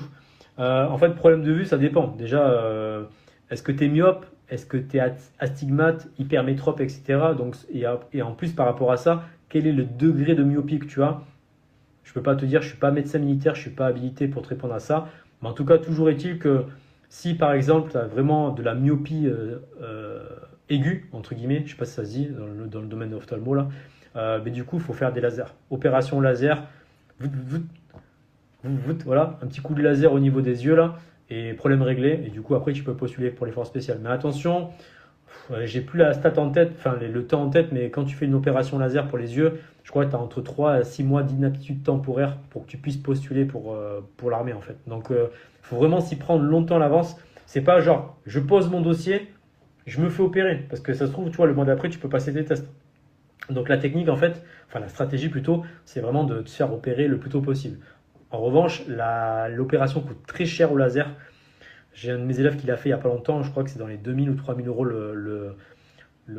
l'opération. Peut-être que ça a baissé depuis, mais à voir. Voilà. J'espère avoir répondu à ta question, FutureOps. En tout cas, je suis super. Franchement, les amis, je suis agréablement surpris de votre implication au quotidien, que ce soit pour le partage de posts, les likes, les commentaires. Franchement, ça fait vraiment chaud au cœur de voir que le travail que je fournis, voilà, que vous likez tout ça. Mais aussi là, ce qui me choque, c'est vraiment toutes les questions voilà, que vous me bombardez depuis déjà une demi-heure. Franchement, ça fait vraiment plaisir d'avoir des questions comme ça. C'est vraiment top. N'oubliez pas, hein, posez des questions. N'ayez pas peur, parce qu'en fait, il n'y a pas de questions bêtes. Il n'y a que des gens bêtes qui ne posent pas de questions, en fait. Voilà. Je vous laisse méditer sur la phrase. MXDab qui dit moi j'ai un souci, je suis raide comme la justice, raide comme un piquet, j'ai aucune souplesse. Mais ça se travaille, il y a des protocoles spécifiques. Dans le programme Kamafit Heroes, tu as je crois 6 exercices de mobilité et de souplesse. Voilà, donc si tu as besoin, avec plaisir. Flora, pour bosser le poids de corps, je ne sais pas si tu connais, mais je vais mettre du livre CrossOps. Alors, je connais ce livre-là. C'est un bon livre d'entraînement, mais par contre, c'est pas un programme. Attention, il y a plein de gens, ils achètent plein de livres, ouais, je sais pas, des livres de force spéciale, de commando, je sais pas quoi et tout ça. Les gars, attention, c'est des livres. Le livre ne peut pas parler, ne peut pas vous conseiller, vous indiquer les mouvements, le volume, l'intensité, ce que fait un coach en fait. Donc le livre, c'est bien pour avoir un support entre guillemets pédagogique, de se dire ok, je pioche dedans, je prends un WOD par-ci, un WOD par-là. Mais attention, des entraînements aléatoires donnent des résultats aléatoires. Quand vous avez un entraînement qui est carré, vous avez des résultats carrés. Donc faites attention. CrossOps, moi je ne connais pas personnellement, hein, j'ai jamais utilisé, mais j'ai vu de visu certains entraînements. Voilà, c'est pas une prog, hein, c'est des entraînements aléatoires. Voilà. Donc c'est bien pour s'amuser de temps en temps, mais baser une prépa sur ça pour réussir ses concours, voilà, je sais pas, je reste dubitatif en tout cas. Alex, comment on peut se préparer au froid? Alors pour se préparer au froid, déjà il y a une question de génétique. Il y a un gène qui s'appelle P, je crois que c'est 65 de mémoire, il faut que je le retrouve exactement. En fait, c'est trop marrant parce qu'en fait, il y a des gens qui sont vraiment très frileux et d'autres qui subissent pas le froid. En fait, c'est une question de génétique, ça a été prouvé au niveau scientifique, il y a des gènes qui font que vous êtes insensible au froid ou pas. Mais en dehors du côté génétique, tout se joue au niveau de la respiration. Donc c'est la respiration qui va te permettre de prendre le contrôle de ton esprit et aussi de pouvoir... c'est un peu technique ce que je veux dire là. En fait, en gros, quand vous rentrez dans une zone de froid, comme ça, dans l'eau, etc., la cuve pour les marins et tout, il faut faire ce qu'on appelle de l'hyperventilation. Parce qu'en fait, l'hyperventilation va permettre déjà d'emmagasiner énormément d'oxygène, mais aussi d'ouvrir les vaisseaux sanguins au niveau des extrémités, ce qui fait que vous allez moins avoir froid. Voilà, c'est des techniques.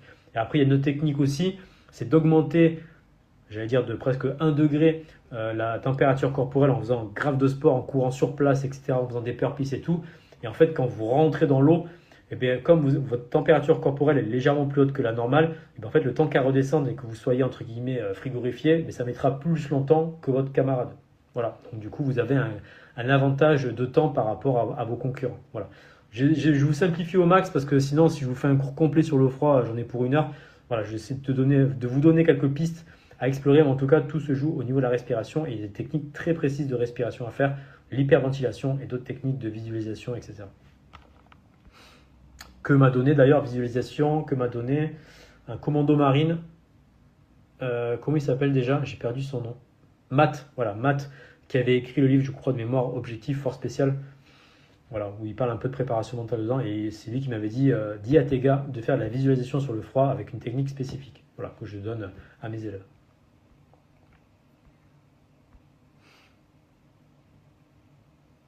Cryothérapie, bain froid ou douche, tu prends un bac vide, de l'eau et des glaçons, ça marche aussi, ça marche aussi. Ça fait partie de la stratégie pour la gestion du froid.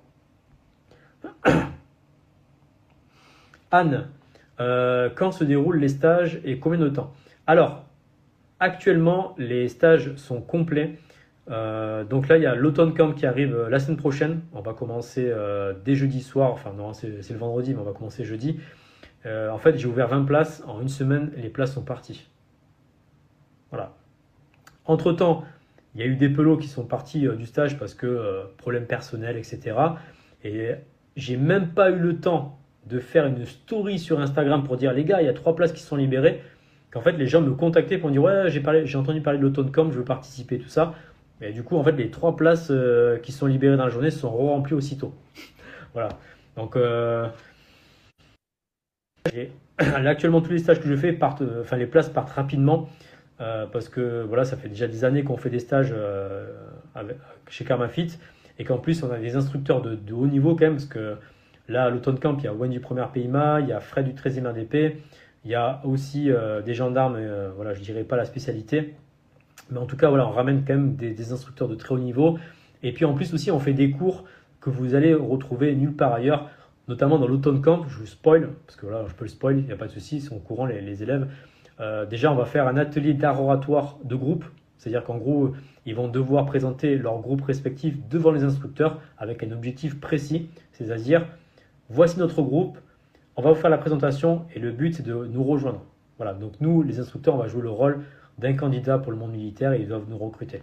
Voilà, donc là, c'est un gros travail parce qu'ils n'ont que 10 minutes pour faire leur présentation à l'oral devant les instructeurs et autant vous dire qu'ils ont un coup de pression de ouf. Donc ça permet de travailler l'art oratoire pour préparer ces entretiens. Et deuxième chose aussi qu'on a mis en place, les échecs. Voilà, donc là, ils ont un tournoi d'échecs aussi pendant le camp d'entraînement. Et là, vous n'avez pas vu, mais cet après-midi, j'étais en partie pédagogique avec les élèves parce que j'ai quand même un bon niveau aux échecs. Je suis à presque 1200 points d'élo, ce qui est un niveau intermédiaire aux échecs.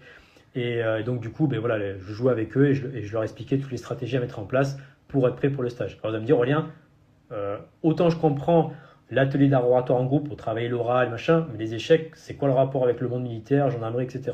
Mais en fait, tout est lié. Je leur ai même carrément fait un cours sur les échecs pour expliquer le pourquoi du comment. C'est parce qu'en fait, si vous voulez, pour vous, hein, je parle parce que là, toutes les personnes qui me suivent, la plupart du temps, c'est pour le monde voilà, opérationnel. Mais sachez, les amis, que vous allez avoir des métiers qui sont quand même très dangereux. Ben oui, vous allez avoir un gendarme, il peut rencontrer des mecs qui sont perchés, qui veulent le planter, un pompier pareil, militaire pareil, etc. etc. Et donc, le but du jeu, ben, c'est de vivre et de survivre. Ok, et pas de crever dès la première intervention. Et donc, la punchline des échecs, c'est la réflexion avant l'action. Ah, ça change tout. Et ouais, je suis pas un Anunio Frutos où je vois des mecs en train de combattre. Par exemple, je suis pas un groupe de rugbyman après dans un truc de bar où les mecs sont en train de se taper dessus. Parce que si je vous raconte ça, c'est parce que c'est ce qu'on m'a raconté au niveau de la gendarmerie. Et de me dire, ok, vas-y, let's go, on intervient, on va les fracasser, et on va intervenir et on va les immobiliser. Non, réflexion avec l'action. Réflexion avant l'action. Ils sont combien? Est-ce qu'ils ont des couteaux? Est-ce qu'ils ont des bouteilles de verre? On analyse la situation et après on passe à l'action. Et en fait, les échecs permettent ce genre de choses. C'est-à-dire, je suis pas un fruitos, je suis pas un bitos, je vais pas intervenir du premier coup. Je vais analyser mon environnement, je vais analyser tous les coups qu'il peut y avoir, un peu comme aux échecs. Et après, je prends une stratégie, une tactique, une technique et je la mets en place. Mais ça peut prendre une fraction de seconde. On a l'impression, oui, Aurélien, t'abuses. S'il y a des mecs qui sont en train de se combattre, des machins où il y a, je sais pas, un viol ou un meurtre, etc., ou un attentat, il faut réagir du quart de tour, ou pas en fait. Il faut vraiment prendre le temps de la réflexion, parce que ça peut vous coûter soit votre vie, soit la vie de votre collègue, ou soit la vie de l'otage. Voilà. Donc si prendre juste quelques secondes de réflexion permet d'avoir ce genre de résultat, moi personnellement, je prendrai les secondes de réflexion pour pas pour pas faire le con. Mais malheureusement, comme je l'expliquais dans le cours sur les échecs, le temps de concentration a énormément chuté à cause des réseaux sociaux, à cause de l'informatique, à cause de plein de choses, de la télévision et tout. Et donc du coup, déjà, les gens sont beaucoup moins concentrés et ont un réflexe qui ont augmenté. C'est-à-dire qu'au lieu d'être beaucoup plus rapide, ben en fait, on est de plus en plus lent. Ça a été prouvé scientifiquement parce que j'ai fait une formation sur le cerveau il n'y a pas longtemps et on a perdu, je ne sais plus combien de millisecondes de réflexion, alors qu'il y a 100 ans, nos ancêtres étaient beaucoup plus rapides que nous en termes de gestuelle et en termes même de réflexion intellectuelle. C'est très grave ce qui se passe actuellement. Enfin, je ne sais pas si vous percutez.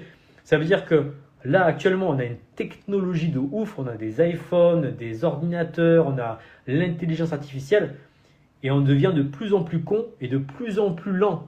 Ce qui veut dire que vous, pour vos métiers opérationnels, ça devient de plus en plus dangereux. Ok? Donc je sais, vous allez me dire, oui, ouais, mais c'est quelques millisecondes, ça change rien. Non, c'est des fois quelques millisecondes ou une seconde qui peut faire la différence entre la vie et la mort en mission opérationnelle. Et je peux vous donner des milliers d'exemples. Parce que comme j'ai la chance et le temps de travailler avec des instructeurs FS et dans d'autres régiments et tout ça, j'ai eu des retours. Je ne vais pas vous les raconter en live parce que c'est vraiment tellement triste. Mais en tout cas, toujours est-il que la réflexion amène à l'action. Et c'est pour ça qu'il y a les échecs durant l'automne camp. Et dans d'autres stages, on fait plein d'ateliers qui sortent de l'ordinaire pour justement vous faire prendre conscience que ben voilà, vous avez des métiers professionnels et il faut avoir des outils qui vous permettent de passer à un niveau supérieur. Donc pour répondre à la question, actuellement, le stage, il est complet. Je suis en train de voir pour faire d'autres stages, des stages immersion ou d'autres camps d'entraînement. Dès que c'est opérationnel, tout de suite, je balancerai les dates sur Instagram où je vous contacterai, je vous enverrai un petit vocal. Ok. Ouais, et pour répondre à ta question aussi, Anne, pour les stages, les stages, c'est toujours 3 jours. C'est toujours du vendredi au dimanche. Alors, il y en a plein qui me disent, ouais, Aurélien, tu peux pas faire une semaine. Alors, c'est simple, les gars, je vous le dis honnêtement. Je fais un stage d'une semaine, c'est au moins 2 ou 3 000 euros la semaine. Parce que, en fait, en termes de coûts, c'est énorme les coûts pour les stages. Entre les instructeurs, le matériel d'airsoft de combat, des répliques de combat, la location, enfin bref, du matériel, etc., la communication et tout. Les gars, ça coûte plusieurs milliers d'euros, c'est énorme les coûts. On dirait que les gens, ils pensent que les stages, c'est pompe et lope, j'arrive, je mets un tri, on fait des pompes et basta. Non, les gars, il y a l'organisation, il y a une structure derrière.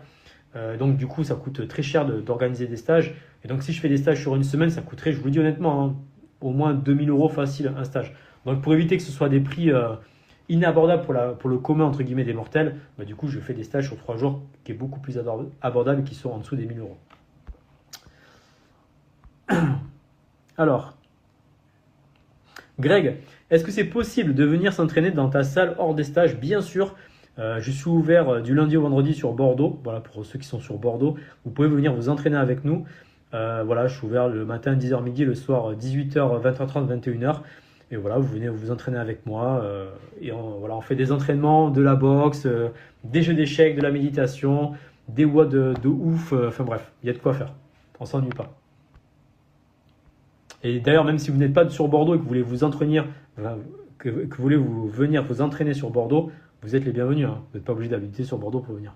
Laser, c'est 6 mois d'inaptitude. Merci Cédric pour cette précision chirurgicale de laser.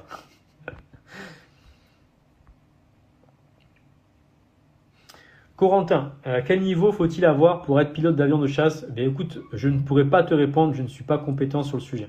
Et malheureusement, je n'ai personne dans mon réseau en tant que pilote de chasse, donc je ne peux pas t'aider sur le sujet.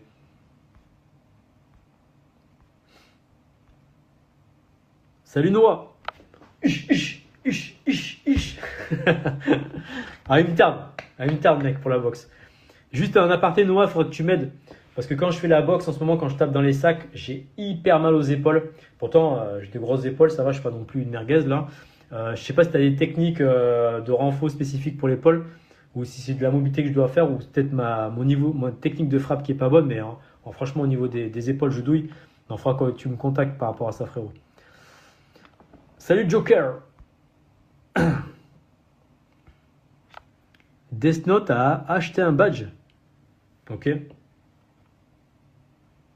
Vous pouvez acheter des badges. Ok. Pourtant, j'ai pas mis d'abonnement sur mon compte Instagram. Je savais pas que vous pouvez acheter des badges. Je sais pas à quoi ça sert.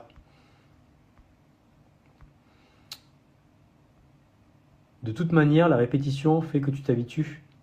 Je sais pas de quoi tu parles, Ewen. Peut-être que tu parles du froid. Oui, ça doit être ça.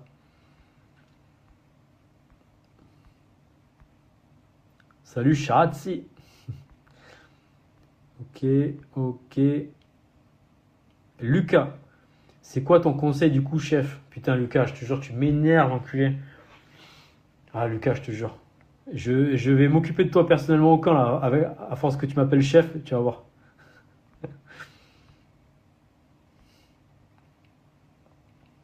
Un entraînement, enfin un WOD dure combien de temps environ?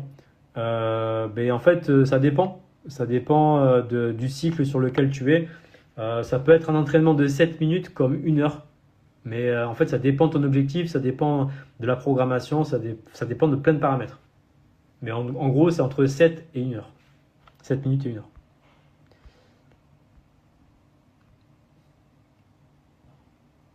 En tout cas, moi, personnellement, de mon côté, la moyenne de mes entraînements, c'est entre 15 et 20 minutes. Voilà.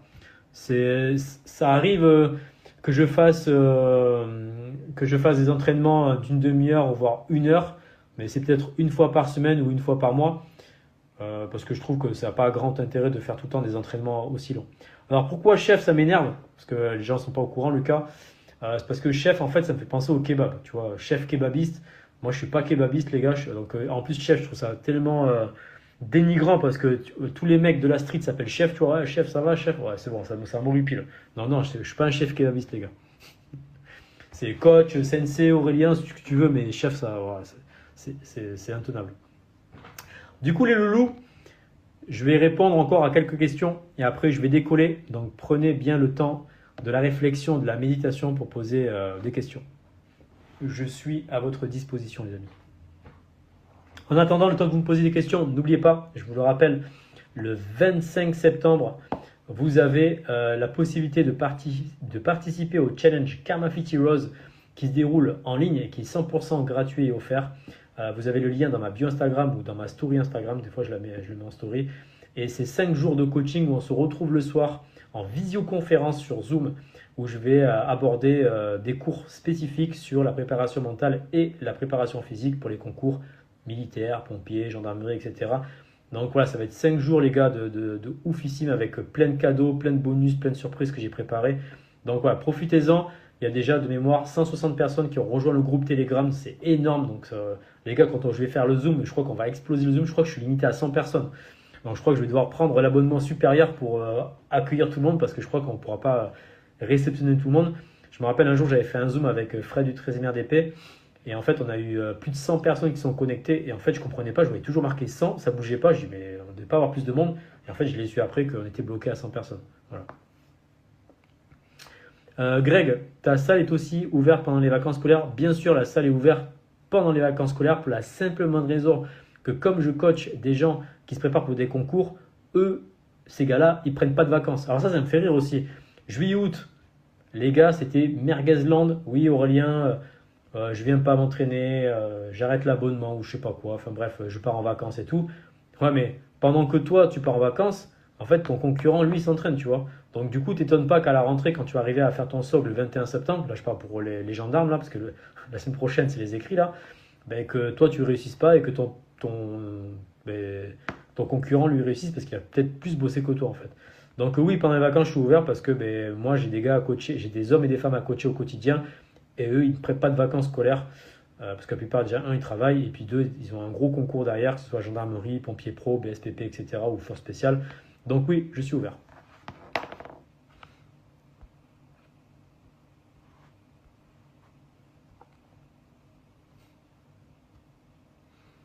Ah, t'inquiète pas, Lucas, t'as pas besoin de t'excuser.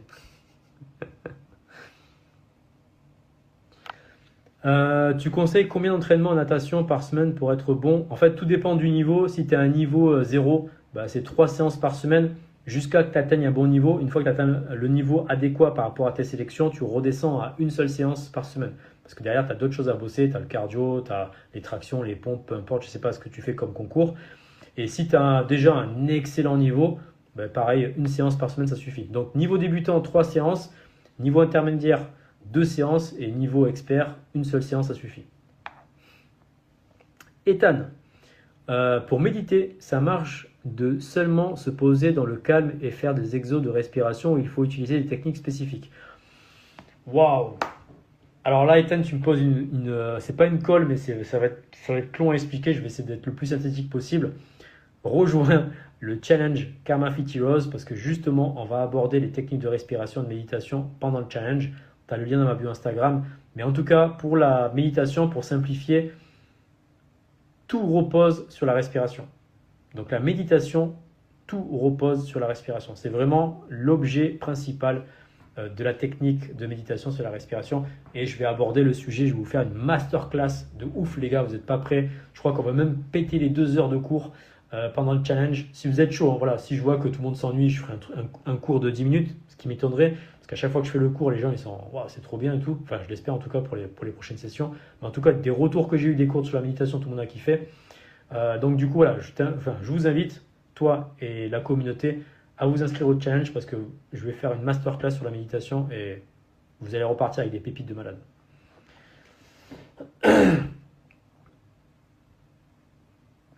Le challenge il commence le 25 septembre, lundi on commence.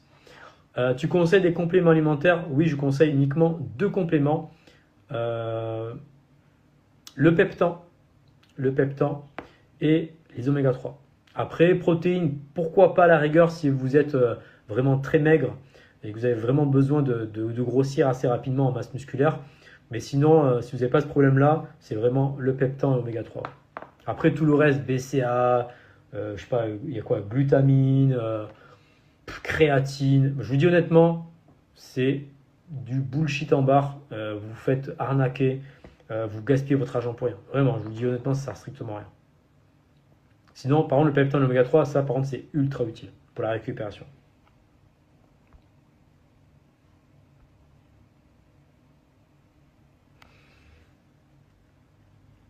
Alors, Victor, comment organises-tu les semaines d'entraînement pour mixer la course et la muscu? Euh, En fait, c'est simple. En gros, dans la prog, par exemple, c'est lundi, mercredi, vendredi, entraînement, poids de corps, par exemple. Et mardi, jeudi et samedi, c'est cardio. Voilà, c'est aussi simple que ça. Et après, dedans, voilà, c'est secret. C'est secret défense. Là, c'est la recette du chef. Mais sinon, là, le template, il est comme ça. Mais après, ce que je mets à l'intérieur, c'est très particulier.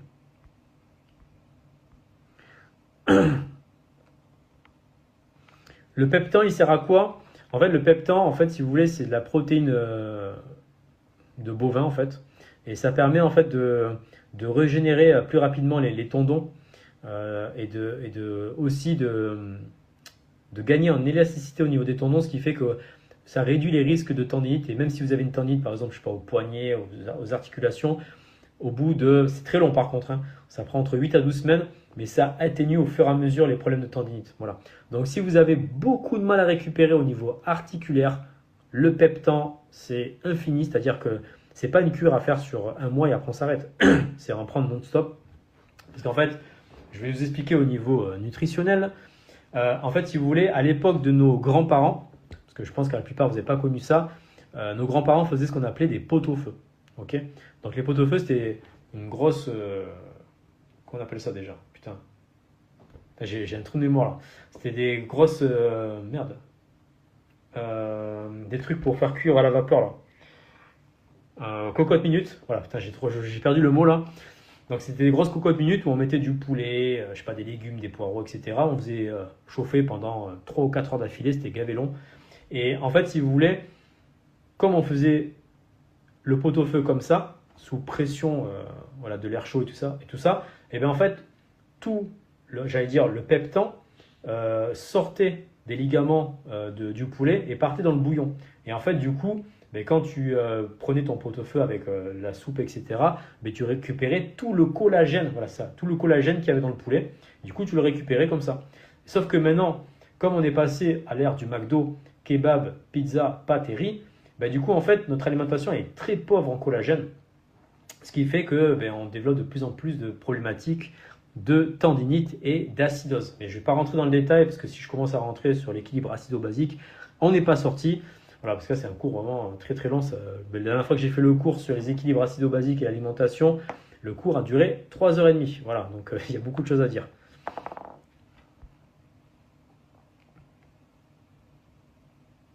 C'est ça, c'est du collagène en fait. Le peptan, c'est du collagène, Ethan.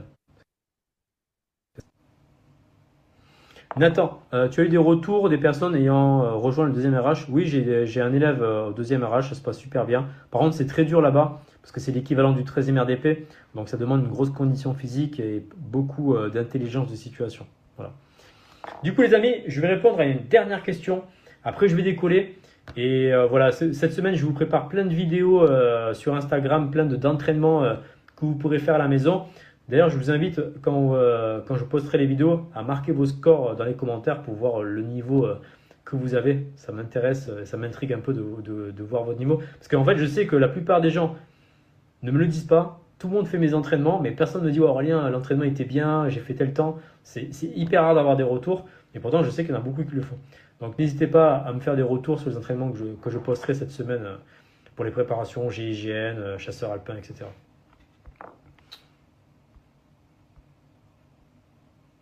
Allez, les gars, je vais répondre à la dernière question, the last question, et après je décolle, je vais manger.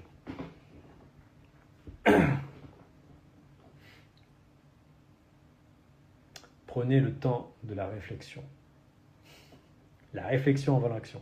Incroyable, cette punchline est incroyable, les amis. C'est vraiment un truc d'échiquier, ça. Les pousseurs de bois.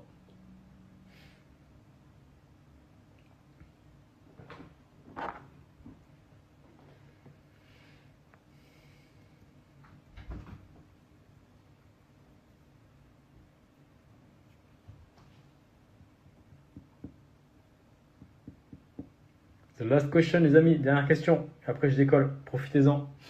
Parce qu'après, on se retrouvera la semaine prochaine pour un nouveau cours, pour une nouvelle mouche du coach. Aussi d'instruction mentalement et physiquement pour engager à la Légion étrangère. J'ai pas compris ta question, Meir. C'est quoi ta question?